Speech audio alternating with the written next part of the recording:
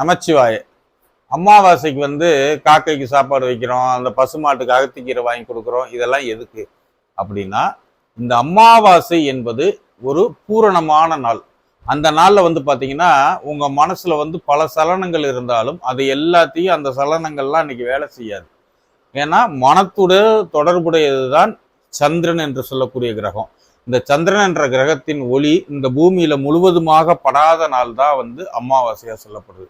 அதனால இந்த அமாவாசை அன்று நாம் செய்யக்கூடிய வழிபாடாக இருக்கட்டும், தொடங்கக்கூடிய தொழிலாக இருக்கட்டும், நம்மளுடைய ஏதோ ஒரு விஷயம், ஒரு ஜபம் பண்ணணும்னு ஆரம்பிக்கிறோம், ஒரு தவம் பண்ணணும்னு ஆரம்பிக்கிறோம், ஒரு தொழில்ல இதுல இருந்து ஒரு மாற்றத்தை ஆரம்பிப்போம் அப்படின்னு ஆரம்பிக்கிறோம்னா, அதுல இருந்து இந்த சந்திரன் எப்படி வளர்ந்து கொண்டே வருகிறதோ அது போலவே உங்களுடைய தொழிலா இருக்கட்டும், உங்க வழிபாடா இருக்கட்டும், நீங்க பித்திருக்களுக்கு கொடுக்கக்கூடிய இந்த மாதிரி கர்மங்களா இருக்கட்டும், இது எல்லாத்தினுடைய முழு பலனும் இந்த அமாவாசையினால் செய்வதென்று கிடைக்கும். இது மற்ற நாள்ல செஞ்சாலுமே உங்களுக்கு கிடைக்கும்.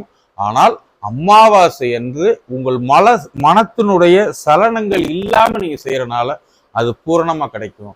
நீங்க மற்ற நாள்ல வழிபாடு செய்யறதை விட அமாவாசை என்று செய்து பாருங்கள். உங்கள் வாழ்வில் மிகப்பெரிய மாற்றத்தை உணர்வீர்கள்.